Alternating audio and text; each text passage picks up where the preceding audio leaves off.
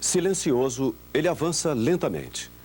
No início não apresenta sintomas, o que faz com que muitas vezes seja descoberto tarde demais. Estamos falando do câncer de próstata, a neoplasia mais comum no homem. Desde 1991, o câncer de próstata tornou-se a segunda causa de morte por câncer entre os homens. O diagnóstico precoce é a grande saída para vencer a doença. Quando descoberto a tempo, o câncer de próstata tem cura. Somente a prevenção pode reverter a dura realidade expressa pelos números. De cada 10 homens, 1 desenvolve a doença. O câncer de próstata é o tema de hoje do Medicina Brasil. Você vai ver os números da doença no Brasil e no mundo, os fatores de risco e o diagnóstico do câncer de próstata, o tratamento radioterápico e cirúrgico da doença. No estúdio, entre outros assuntos, especialistas debatem as complicações no tratamento do câncer de próstata. Medicina Brasil está começando.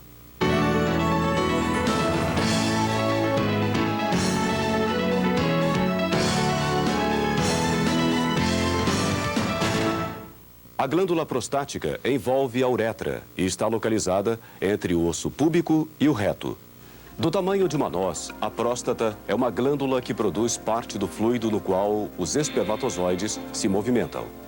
Justamente por causa da sua localização, muitos sintomas das doenças prostáticas resultam em problemas para urinar.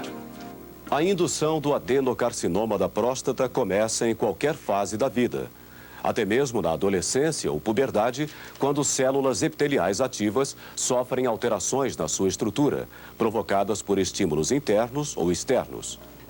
A plena transformação maligna das células, porém, se manteria inalterada até as idades mais avançadas. O que causa a doença ainda é um enigma para os urologistas. Uma grande certeza é que a idade é um dos fatores de risco para o aparecimento do tumor. 95% dos casos diagnosticados de câncer de próstata são entre homens de 45 a 85 anos de idade. A partir dos 45 anos, todos os homens devem reservar uma data na agenda para a visita anual ao urologista. É preciso ficar atento, pois nessa idade os riscos de desenvolver a doença são bem maiores. O câncer de próstata tem uma evolução diferente no indivíduo mais novo do que o mais velho, ou seja, ele aos 45 anos tem uma evolução muito grave e aos 85 anos é uma doença que evolui arrastada muito lentamente. Quanto mais velho, isso provavelmente por fator hormonal, o câncer de próstata, ele, uma vez diagnosticado, praticamente o doente vai morrer com o câncer, mas não vai morrer do câncer. Levantamentos mostram que o câncer de próstata apresenta percentuais de incidência diferentes de acordo com a década. Na sexta década, 15%. Na sétima década, 30%. Na oitava década, 40%. Na nona década, 50%. Se existem casos de câncer de próstata na família, é preciso uma atenção dobrada. Hereditariedade é um dos principais fatores de risco do adenocarcinoma de próstata. Se o pai morreu de câncer de próstata, aumenta muito a chance de o filho teria 3 vezes mais chance de ter câncer de próstata do que se o pai não tivesse. Se a mãe tem câncer de ovário, teve câncer de ovário e câncer de mama, aumenta mais 3 vezes a chance do indivíduo, que ele passa a ter 6 vezes. E se ele tem outros parentes, como irmão e avô, ele tem uma chance imensa de ter câncer de próstata. O fator racial também pode ocasionar um tumor. Nos Estados Unidos, o câncer de próstata é uma doença de comunicação compulsória. Então foi feito um estudo e pôde observar-se que os negros apresentam uma maior incidência da doença e com uma evolução bem mais grave, diminuindo a expectativa de vida. Já nos orientais, observou-se que o câncer de próstata é uma doença bastante rara. Porém, alguns estudos mostraram que aumentou o número de casos entre orientais que migraram para países onde o índice da doença é alto. Este fato pode estar ligado a fatores ambientais ou até mesmo à alimentação. Já foi provado que a dieta rica em gordura animal é um fator de risco importante. O indivíduo que que vive em churrascaria, ele tem uma chance muito maior de desenvolver câncer de próstata do que o indivíduo de vida vegetariana. O indivíduo que se alimenta com grande quantidade de gordura de origem animal, ele teria uma chance de produzir mais hormônio masculino e o hormônio masculino que desencadearia. Isso é uma teoria, não se tem certeza, mas de qualquer maneira existe uma relação muito estreita no desenvolvimento do câncer de próstata e dieta rica em gordura de origem animal. Uma forma de prevenir a doença é ingerir menos carne vermelha e aumentar a quantidade de vegetais nas refeições, além de fazer uso de beta-caroteno e vitamina E. Os hormônios, principalmente a testosterona, também influenciam no surgimento de uma neoplasia prostática. Em 1940, um urologista americano chamado Higgs descobriu a relação do hormônio masculino com o câncer de próstata. Isso valeu um prêmio Nobel nessa época, e a partir daí se observou que realmente o câncer de próstata depende do hormônio masculino para ele progredir. E todos os tratamentos para doença paliativa são baseados nessa informação, em que se retira o hormônio masculino ou se inibe o hormônio masculino com medicação. Alguns autores acreditam que a vasectomia pode aumentar o risco relativo para o desenvolvimento do câncer de próstata, mas esta tese está sendo contestada. A Associação Americana de Urologia encomendou uma pesquisa sobre isso, sobre a relação de vasectomia e câncer. E, na realidade, é apenas uma constatação de um grupo de população que tem acesso à medicina e não de uma população em geral. Então não ficou provado nada. Não. Até hoje ainda não foi provado que fatores como tabagismo, infecção por vírus, infecção crônica, comportamento sexual possam apresentar alguma alteração que contribua para o aparecimento da doença. Como você viu na matéria anterior, hábitos alimentares, fatores ambientais e raciais estão relacionados às incidências de câncer de próstata. A constatação aparece nas pesquisas que mostram que a incidência da doença varia muito de um país para outro. O câncer de próstata é menos frequente na Ásia Oriental. Na China, por exemplo, é de 0,8 por 100 mil habitantes. No Japão, é de 3,4 casos por 100 mil. Já nos Estados Unidos, a incidência é bem maior, 99,2 casos por 100 mil habitantes. No Brasil, são registrados 22 casos em cada 100 mil. Uma pesquisa recente do Ministério da Saúde aponta a região sul com a maior incidência de câncer de próstata do Brasil. Veja os números.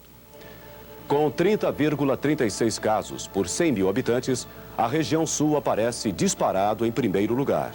Em segundo, está a região centro-oeste, com 21,88 casos. Em terceiro, aparece a região sudeste, com 18,36 casos. Em seguida, vem o Nordeste, com 14 casos por 100 mil habitantes. A região Norte apresenta o menor índice do país, 9,8 casos por 100 mil habitantes. A conscientização do diagnóstico precoce do câncer de próstata salva a cada dia mais vidas. Até o início dos anos 80, a maioria dos casos era diagnosticada em estágio avançado da doença. O sucesso da prevenção pode ser constatado pela utilização do principal tratamento curativo para tumores na fase inicial, a cirurgia. Há 10 anos, eram realizadas 3 a 4 cirurgias de próstata por ano. Hoje, são 3 a 4 por semana. Veja agora quais são os métodos utilizados no diagnóstico do câncer de próstata. Nas consultas de rotina, o urologista utiliza 2 métodos para diagnosticar o câncer de próstata precocemente: o toque retal e a contagem do antígeno prostático específico, o PSA. O exame digital da próstata é a primeira abordagem e já foi provado que é alto o seu valor preditivo positivo. Ele nos fornece várias informações. O médico deve procurar perceber o volume prostático, a presença de indurações, nódulos, calcificações. E isso tudo é feito por uma palpação, pelo tato. Na verdade, o médico tem que ter um dedo erudito, sensível, a fim de perceber saliências, retrações, a sensibilidade, se é dolorosa ou não, se o sulco mediano está preservado, os sulcos laterais estão bem identificados, se existem aderências, se existem calcificações. O exame característico que nos fornece a ideia de câncer de próstata é a presença de nodulação em duração. O PSA, de 10 anos para cá, se tornou um exame obrigatório para o diagnóstico de câncer de próstata. Quando se observou que pacientes que tinham PSA acima de 4 nanogramas por mililitro apresentavam uma maior incidência, maior probabilidade de câncer de próstata. Para você ter uma ideia, pacientes com PSA acima de 10, praticamente a chance de nós detectarmos o câncer de próstata está em torno de 70% a 80%. Isso significa que um indivíduo que tem um PSA normal, abaixo de 4, não vai ter câncer de próstata? Não. Mas a chance de detectar esse câncer de próstata é bem menor, em torno de 10% a 15%.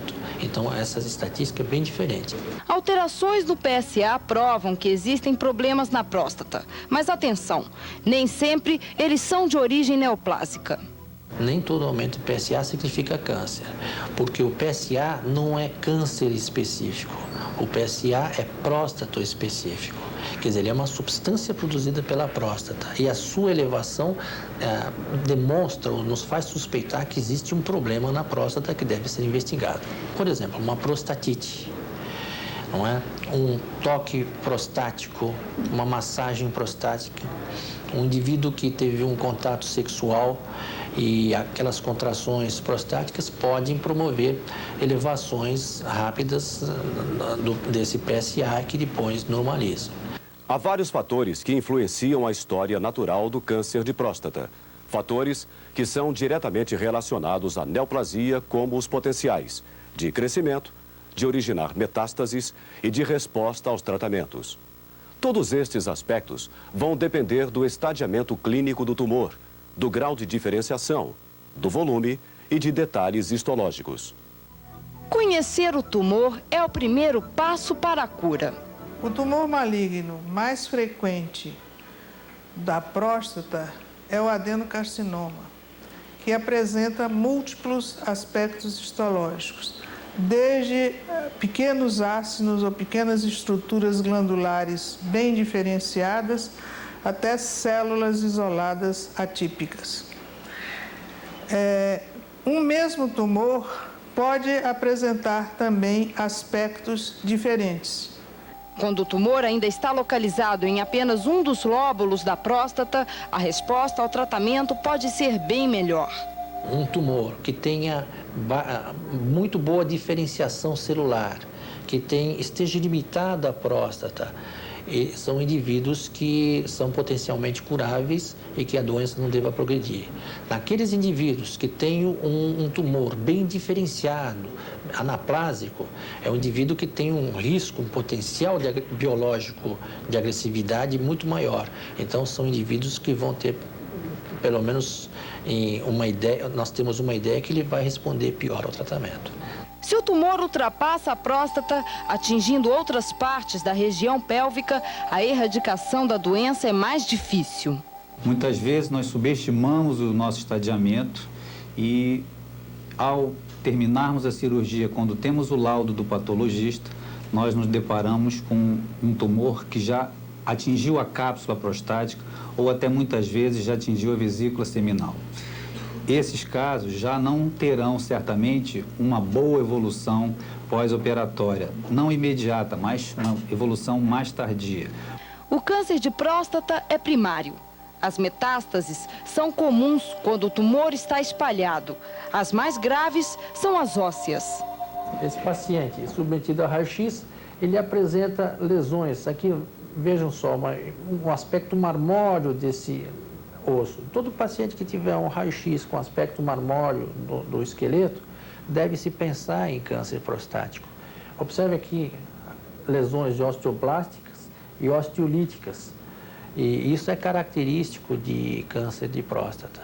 Quando já estão nesse estadio, eles devem ser submetidos apenas a tratamento paliativo. Eles têm tratamento? Tem. Eles têm um prognóstico? Tem. Tem pacientes que vivem 10, 15 anos com uma doença nesse estado, mas não é o habitual. Depois de diagnosticado o câncer de próstata, é necessário estadiar a doença para se fazer uma indicação correta de qual método terapêutico deverá ser aplicado. Antigamente, a classificação do tumor de próstata era dividida em A, B, C, D. Hoje, a classificação mais empregada é a TNM. O T é relativo a características do tumor, o N estuda e ele se refere aos nódulos, aos linfáticos, à invasão linfática, e o M em relação a metástases em outros órgãos. O tumor de próstata é classificado em T1, T2, T3 e T4. Aqui nós temos o T1. T1 é quando a doença não é palpável e é um achado ocasional. Então, T1A, quando, vamos supor que nós operamos um paciente de hiperplasia prostática benigna, achamos que o indivíduo tem uma uropatia prostática e não é câncer, e se encontra o tumor. Então, isso é um achado incidental. Quando tem menos de 5%, é T1A. Quando tem mais de 5%, é T1B. E hoje em dia se usa muito o T1C, que são aqueles indivíduos que têm uma elevação do PSA, o toque prostático é normal, mas essa elevação do PSA acima de 4 nos justifica a realização de uma biópsia prostática. E nessa biópsia prostática estão identificado o tumor. Então esses daí são T1C. Quando há nodulações palpáveis, o tumor atinge o grau T2. T2A, nós temos presença de nódulo em menos de 50% em um dos lobos. T2B é presença de nódulo em um dos lobos com mais de 50% do volume. E T2C, quando já pega os dois lobos. O estadio T3 é o estadio quando existe invasão extracapsular unilateral. T3B, quando existe invasão extracapsular bilateral, e T3C, quando já existe invasão de vesículas seminais. E o estadio T4, quando existe invasão de órgãos à distância. Medicina Brasil, volta já.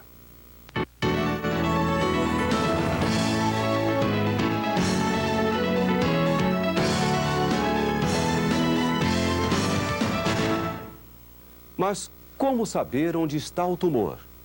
Se ele está limitado à próstata ou se já ultrapassou? Definir com precisão o estadio da doença muitas vezes não é possível. Alguns exames complementares podem ajudar. Os exames mais importantes para tentar identificar o tumor são o toque retal, o PSA, já mencionados anteriormente, e a biópsia retal, guiada pela ultrassonografia transretal. Para que serve para mim o toque prostático? Naqueles casos que eu não conseguia palpar, de T1, ele, para mim, praticamente não tem valor. Nos casos de T2, T3 ou T4, o toque nos auxilia muito, porque ele pode nos dar uma ideia de invasão local, comprometimento de estruturas vizinhas à próstata, como o reto, como estruturas musculares, por exemplo, no caso do T4. E no caso de T3, nós sabemos que já existe invasão extraprostática ou de vesícula seminal. A vesícula seminal normalmente é mais alta, é um pouco mais difícil de ser percebida. Então, existem essas dificuldades técnicas. O PSA apenas auxilia no estadiamento, não é um exame determinante. O PSA, ele pode estar em baixas quantidades, mesmo em pacientes com doenças avançadas, mas a chance disso acontecer é menor. De um certo modo, quando nós temos pacientes com PSA abaixo de 40 nanogramas por mililitro, normalmente os pacientes têm maior chance de ter uma doença mais localizada. Quando eles têm em torno de 100, ele já deve ser um T3. Acima de 100, 400, ele já deve ser um T4, uma doença mais avançada. Quando o PSA estiver fora dos padrões, é necessário realizar exames complementares, como a biópsia retal. O estadiamento, nesse momento, começa na visualização da próstata. O Medicina Brasil acompanhou uma ultrassonografia transretal. Como estou vendo aqui no exame, a próstata dele um pouquinho aumentada. Nesse exame aqui, a próstata um pouco aumentada, dando para ver já. A próstata está aqui aumentada de volume. Aqui a próstata num corte transverso, ou seja, uma próstata transverso da próstata, onde vejo a zona periférica, a zona de transição, a uretra prostática.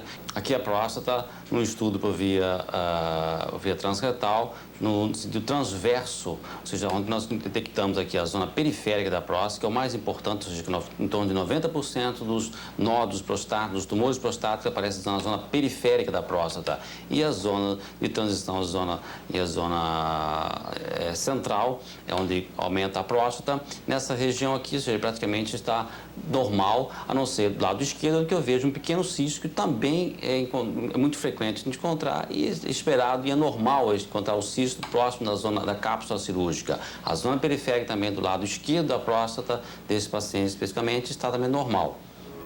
Logo em seguida é realizada a coleta do material prostático. Aqui nós temos então a agulha e na ponta dessa agulha existe uma calhazinha e que já vem com o material. Então nós podemos mostrar no vidrinho esse material. Podemos ver que é um fragmento fininho, aproximadamente 1,5 centímetros, tá? Onde que vai exatamente ser examinado no laboratório. A ultrassonografia e a biópsia são indicativos do estadiamento. A gente pode biopsiar e identificar que, por exemplo, o colo vesical tem câncer prostático. Então, eu já sei que esse é um paciente que está com T3.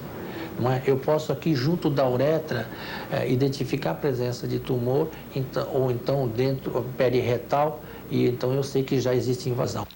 Através dos resultados histopatológicos da biópsia, é possível determinar o grau de agressividade do tumor. Exatamente por isso que Gleason, em 1974, estabeleceu a sua classificação, que é hoje difundida por todo o mundo. Ele baseou a sua classificação exclusivamente no arranjo arquitetural e na relação das estruturas glandulares com o estroma. Não se preocupou com a citologia. Nos graus 1 e 2, a neoplasia é bem delimitada e constituída por ácinos pequenos, mais ou menos regulares, limitados por camada única de células com núcleos basais. No grau 3, o caráter é infiltrativo e engloba também o aspecto cribriforme. No grau 4, há pouco estroma de permeio e as glândulas são muito irregulares. No grau 5, o aspecto da neoplasia é sólido e pode apresentar arranjo de comedocarcinoma. A graduação do tumor é determinada pela soma dos dois padrões existentes, o dominante e o secundário. Se o padrão dominante da neoplasia é 2 e o padrão secundário 1, o grau histológico é 2,1 e a contagem final 3. O score de Gleason também ajuda a definir qual a possibilidade de ocorrência de metástases. O tumor de grau histológico 2, 3 e 4 tem possibilidade de metástase de 0 a 10%. O tumor de 5, 6 e 7, a possibilidade de metástase é maior, de 10 a 30%. E de 7, 8, 9 ou 10, a possibilidade de metástase fica em torno de 90%. Exames como a tomografia ou a ressonância magnética são indicados quando o score de Gleason for elevado. Um deles é a tomografia computadorizada. Não é um exame muito específico e, na verdade, ele falha em vários casos em termos de detectar a presença de invasão linfática. Mas naqueles pacientes que têm um PSA acima de 20 e um Gleason acima de 7, está justificado se realizar o exame. Também pode-se realizar a ressonância nuclear magnética. Ela tem uma especificidade melhor do que a tomografia computadorizada. Aqueles pacientes que têm dores ósseas, ou têm dores lombares, ou têm um PSA elevado, está justificado realizar uma cintilografia óssea. A linfadenectomia pélvica também é um recurso importante e é realizada no início da prostatectomia radical.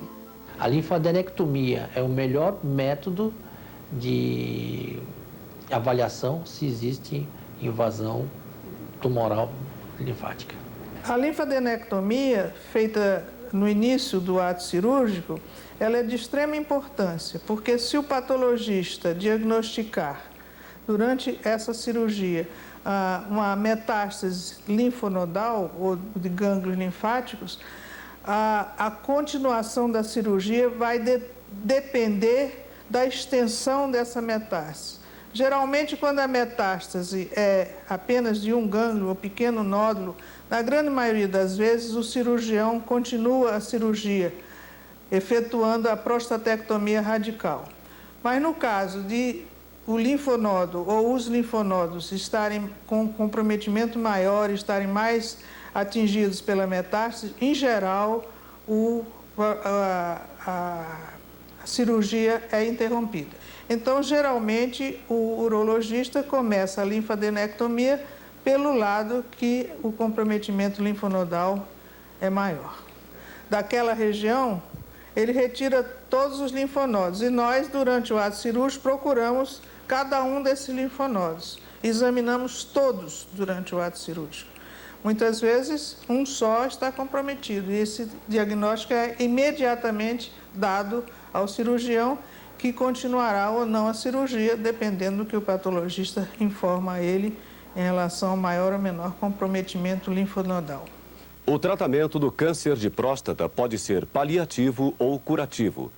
Constatada a doença, segundo os especialistas, a terapêutica deve ser aplicada o mais rápido possível. O tratamento curativo mais importante é a prostatectomia radical. A prostatectomia é uma cirurgia de grande porte usada como tratamento para os pacientes mais jovens, com idade em torno de 50 anos. É uma cirurgia que muitas vezes há necessidade de transfusões, idas ao CTI, e muitas vezes o paciente fica internado 3 a 4, 5 dias no hospital e geralmente ele sai do hospital utilizando um catéter vesical. Esse catéter vesical nós normalmente deixamos por um período de 2 a 3 semanas. Para quê? Para que haja uma acomodação do colo vesical com a uretra, porque foi feita uma sutura, uma anastomose do colo vesical com a uretra.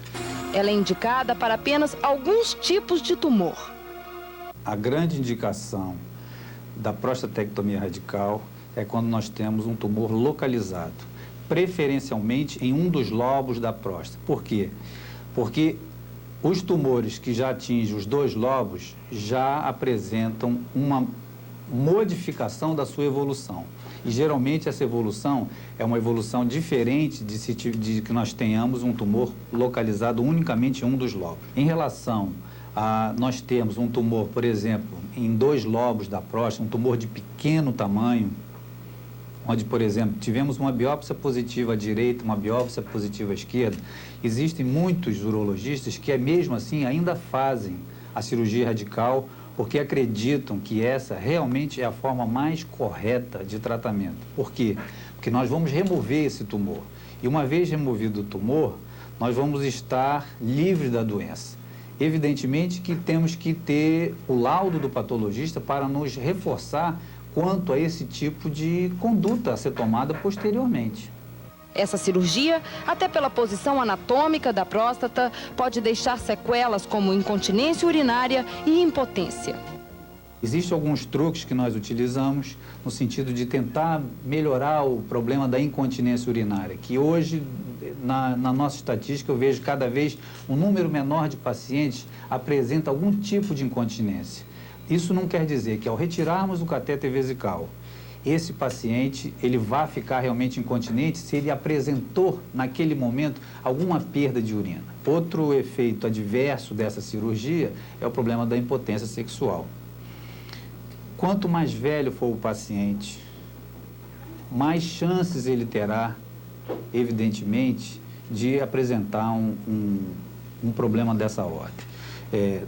Quando nós estamos realizando esse tipo de procedimento cirúrgico, a gente tenta observar o feixe vasculo-nervoso e tentar não chegar até ele. Por quê? Porque nós sabemos que se isso for feito, esse paciente terá realmente muito mais dificuldade de apresentar ereções posteriormente. Então, uma vez identificado, nós tentamos realmente remover o tumor, se possível. Nem sempre é possível, porque às vezes o próprio tumor está aderido diretamente nesses nervos. Um tratamento equivalente à prostatectomia radical é a radioterapia, em geral utilizada nos casos em que a cirurgia não é recomendada, como nos pacientes acima de 65 anos que já apresentam outra patologia, ou então naqueles pacientes que não desejam fazer uma intervenção cirúrgica. A radioterapia é feita tanto no estágio inicial da doença quanto no avançado. Ela também pode estar combinada à cirurgia, caso ainda tenha alguma doença residual. Nos casos em que a doença está fora da próstata ou que não foi possível estadiar com precisão, a radioterapia pode ser uma alternativa. Se você pensa que a doença está superlocalizada e na hora que você vai operar, a doença está mais avançada do que você imaginava. As estatísticas mostram que isso acontece em torno de 40%, 50% dos casos. Entendeu? Então é um dado significativo, né? Quando o tumor está dentro da próstata, pode ser utilizada não só a radioterapia externa, como a interna também. Um outro método terapêutico para tumores localizados, que começou a ser feito recentemente, no final de 97, aqui no Brasil, é a bracterapia. Através dessa agulha, são implantadas pequenas partículas de iodo 125 dentro da próstata. Esse implante é supervisionado pelo ultrassom transretal.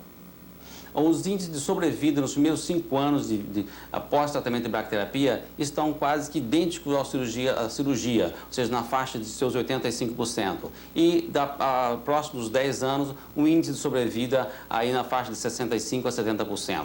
Aqui é um raio-x pós-tratamento por bracterapia, onde nós vemos as partículas distribuídas homogeneamente dentro da próstata e que é calculada previamente por um radioterapeuta e preservando a uretra do paciente, ou seja, ela é colocada internamente na próstata, sendo que não ataca, ou seja, não há alterações colaterais nem na bexiga, nem no reto e nenhuma estrutura próxima, ela é preservada, ou seja, é colocada, é um tratamento dentro da próstata, localizada, não há nenhuma alteração significativa nos outros órgãos.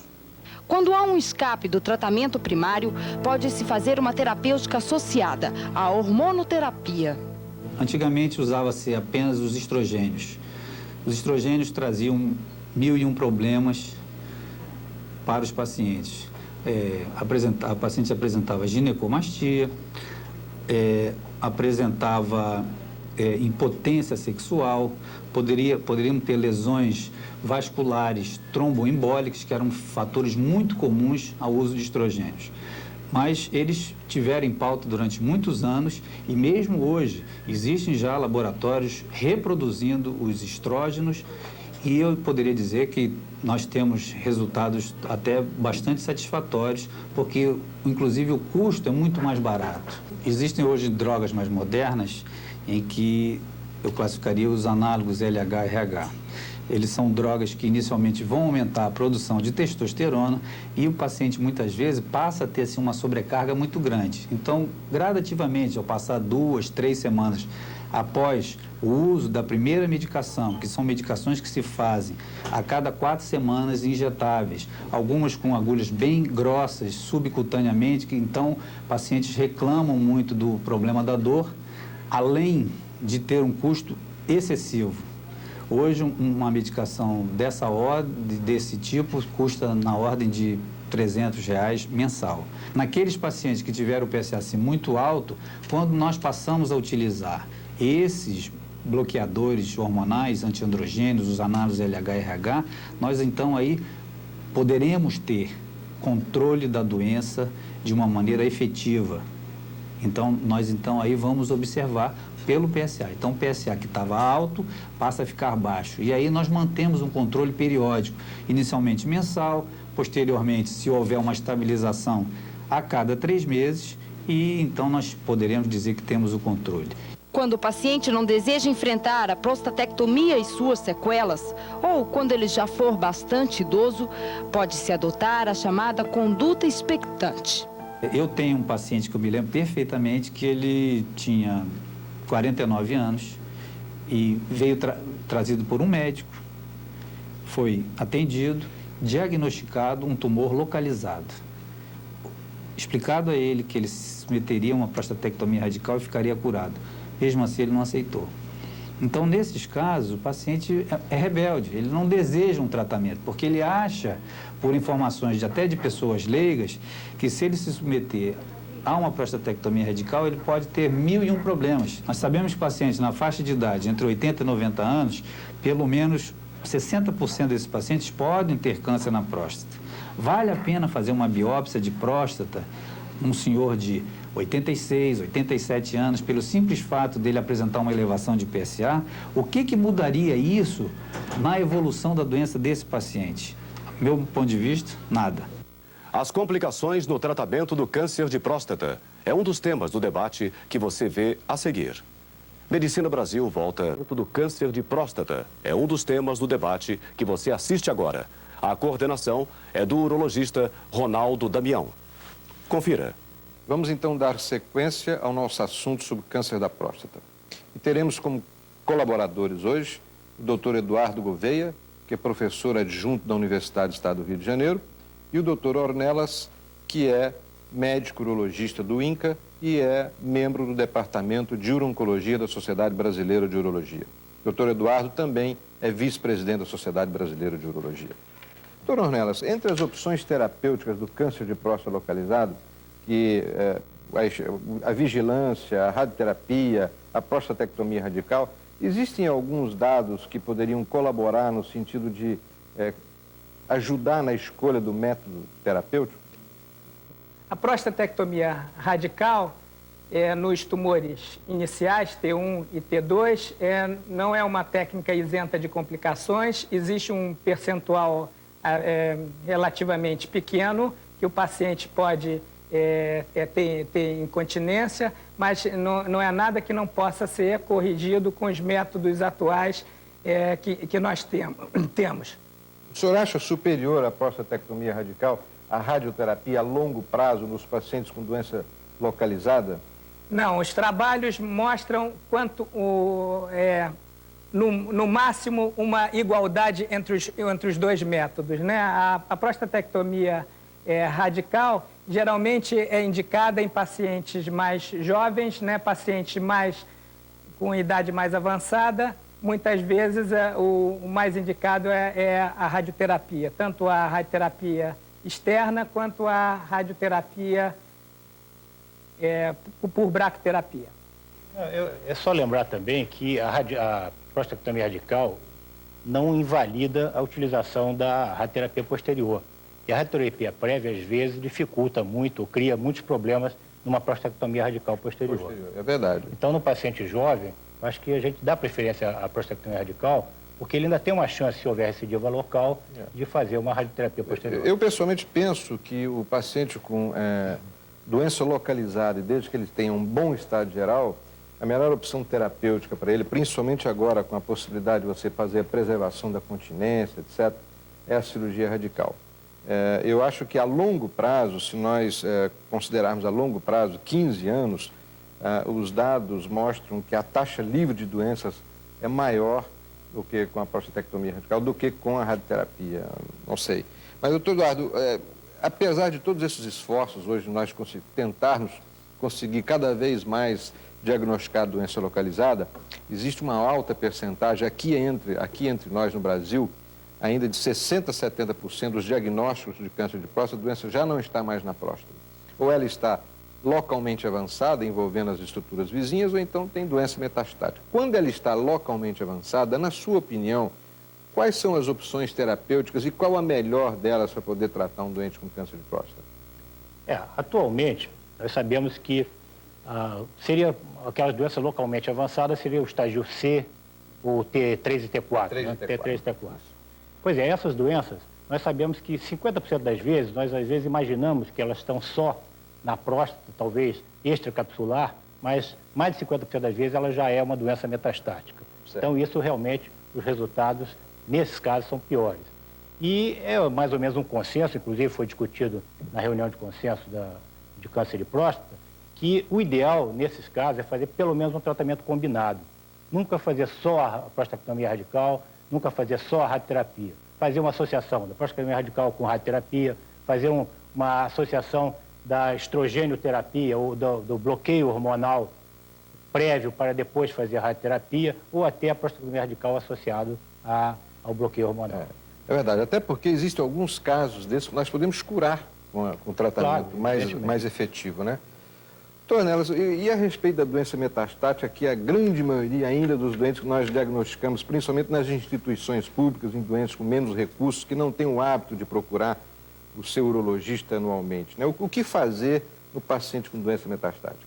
Essa pergunta é muito importante porque num levantamento que nós fizemos no INCA, perto de 40% dos pacientes que nos procuram já tinham doença metastática. Existem várias opções terapêuticas para a doença metastática. Tem que se levar em conta que esses tratamentos geralmente são paliativos. Então, as opções variam da orquiectomia subcapsular, que deve ser indicada porque mantém o tipo de estética do paciente, você não está tirando todos os testículos, mas sim o interior do testículo, e o paciente ainda fica com uma autoimagem positiva, que seria o método mais barato e mais indicado. Pode-se utilizar também o estrogênio-terapia, que é um tratamento com estrogênio, que é mais barato também, mas que pode ocorrer problemas cardiovasculares. Quando esse tratamento é indicado, principalmente em pacientes mais jovens, deve-se dar também para o paciente uma aspirina, um tratamento antiembólico. Esses tratamentos todos levam à impotência sexual, né? Levam à perda da libido. Existe alguma forma de tratamento que poderia preservar a potência sexual dos indivíduos? Fala-se muito hoje em bloqueio androgênico intermitente. O senhor acha que isso é aconselhável? Olha, em questão de bloqueio intermitente, os trabalhos foram feitos em ratos, né? E há uma certa tendência atual de se questionar esse tipo de trabalho. Eu sou da opinião que o time que está ganhando, a gente não se mete. Se o paciente está respondendo bem e com bloqueio androgênico total, você tirar o antiandrogênico é um risco. E eu já vi esse caso de você tirar o bloqueio androgênico completo, tirar o antiandrogênico e o paciente voltar, o PSA subir e você não conseguir mais reverter um paciente que está com PSA baixo. Esse bloqueio androgênico completo, que você disse, seria a associação de análogo RH-LH com bloqueador periférico. Exatamente. Né? Eu acho que realmente isso melhora muito a qualidade de vida do sujeito, mas embora ninguém nunca provou até hoje qualquer outra forma de tratamento para câncer de próstata metastático, a gente vai conseguir melhorar a sobrevida desse doente. Está de acordo, não? Completamente de acordo, é um tratamento paliativo, apesar que a exceção não justifica a regra, né? Muitas vezes você tem vários pacientes que você acompanha há mais de 10 anos fazendo bloqueio androgênico ou castração e esses pacientes estão muito bem obrigados. Certo. Agora, esses pacientes com doença metastática, nós começamos a tratá-los e eles respondem razoavelmente bem. Mas depois de um determinado período, a doença começa a progredir, que nós chamamos pós-escape humoral. O que hoje nós temos nesse arsenal terapêutico para poder acompanhar e melhorar a qualidade de vida desses pacientes? Na realidade, Damião, existem duas fases diferentes nesse tipo de evolução do câncer pós-escape hormonal. Eu acho que é aquela fase em que se começa a observar uma recidiva do aumento do PSA, mas o paciente ainda não tem sintomatologia dolorosa ou diretamente relacionada ao câncer da próstata, mas a gente começa a ver que não está mais respondendo ao hormônio. Então, esse paciente, a gente sabe que o prognóstico dele é bem pior, que ele vai tender a curto ou a longo prazo a evoluir para o óbito. E aqueles casos em que o paciente já começa a apresentar sintomatologia dolorosa. Então, acho que são duas fases diferentes. Mas o que fazer nessa segunda fase, principalmente em que o sujeito começa a ter essa sintomatologia dolorosa? Pois é, isso é a parte mais difícil dentro da urologia na parte do tratamento do câncer de próstata. Eu acho que ninguém tem dúvida, existem dezenas de tratamentos. Eu acho que tem que ser tratamento individualizado, vai depender muito do paciente. Então, por exemplo, se ele tem uma lesão óssea localizada muito dolorosa, às vezes ele se beneficia muito com a radioterapia local. Daí ele se beneficia. Se a lesão é disseminada, geralmente não se beneficia em nada da radioterapia local e ele tem que fazer, às vezes, o samário ou então outras substâncias, os tróficos. Retirar o androgênio periférico, o bloqueador periférico da testosterona, o senhor acha isso interessante? Eu acho que vale tudo. Inclusive, a gente tem relatos de casos de pacientes que estão tomando o bloqueador periférico, principalmente a frutamida, que quando retiram tem uma melhora bastante acentuada. E quimioterapia? Se ele ter, a quimioterapia, os resultados são muito ruins. Quer dizer, ele pode melhorar um pouquinho, mas sempre por um curto prazo. E a gente sabe que a quimioterapia é uma quimioterapia com substâncias muito agressivas e que às vezes leva o doente a ficar no estado pior do que a própria doença. Mas existem algumas coisas para tentar fazer o paciente não sofrer, como analgésicos e modificações com outras substâncias. Há um tópico que eu realmente considero muito importante, que hoje cada dia mais se faz o tratamento cirúrgico, né, prostatectomia radical, para o câncer de próstata localizado. Mas também cada vez se encontra mais, isso chega até a 40%, e na análise da espécie cirúrgica, existe comprometimento da doença fora da próstata, ou capsular, ou vesícula seminal, que nós chamamos de margem positiva, né? O que você acha que deve ser feito nesses casos? Bem, inicialmente, nada se o paciente não tem um aumento do PSA. Geralmente eu espero de 30 a 60 dias. E se esse PSA... Fazer o novo PSA, né? Fazer o novo PSA. Se esse PSA cai para perto de 0,4 nanogramas, não fazemos nada. Se por acaso o paciente começa a ter um aumento de PSA, se for nos primeiros 12 meses, isso daí quer dizer que possivelmente esse paciente já tinha uma doença metastática que não se sabia na época da cirurgia. Se depois dos 12 meses, possivelmente é uma doença de recidiva local. Particularmente, eu não gosto de tratar com radioterapia. Eu acho que onde você faz... Isso também é a minha opinião. Se por acaso a doença tiver, inicialmente, o laudo mostrar que está penetração capsular, eu prefiro não indicar radioterapia inicialmente e acompanhar. Isso é o que você também pensa? Eu também procuro sempre evitar fazer qualquer tratamento acessório, porque a gente... Agrava a morbidade. E a parte psicológica do paciente é importante, porque você quase o convence a fazer uma prostatectomia radical, que é uma cirurgia agressiva, baseado em que ele pode estar se curando. De repente, uma semana depois, a gente começa a fazer o tratamento dizendo que ele não está curado. Então, isso também, a parte emocional do paciente fica muito afetada. Então, se nós sabemos que pode haver um acompanhamento pelo PSA, eu costumo aguardar um pouco para ver se costuma haver elevação ou não. Aproveitando, existem duas complicações importantes no tratamento do câncer da próstata. Uma delas é a impotência sexual e a outra é a incontinência urinária. Como é que está essas observações, na sua opinião? Acha que isso diminuiu hoje a incidência disso? Acha que é tratável isso? Acha que os pacientes se recusam a fazer a cirurgia por causa disso? O que você acha disso?